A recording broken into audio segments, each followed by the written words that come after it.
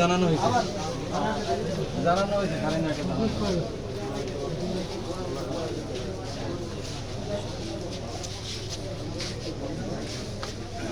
হুজুর আছে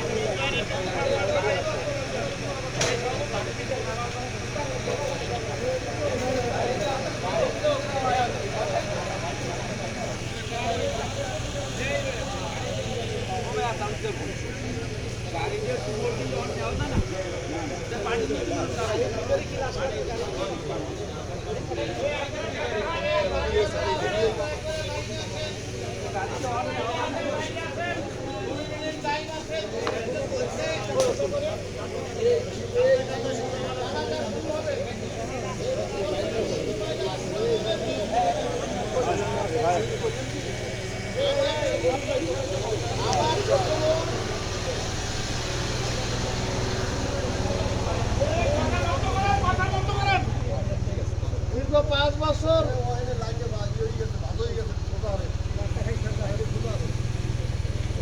রোগে আক্রান্ত হয়ে চিকিৎসাধীন থাকে।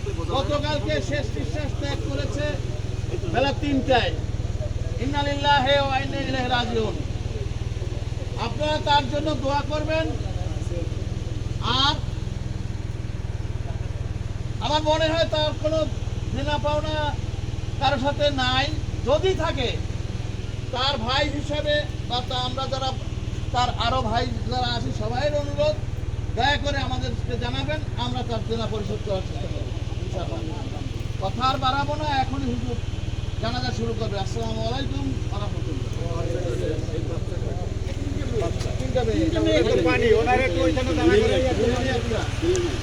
তার 3টা মেয়ে, ছেলে 2টা ছিল, মারা গেছে, ছেলে 2টা মেয়ে। 3টা মেয়ে, 3টা এই কাজ শুরু করেন।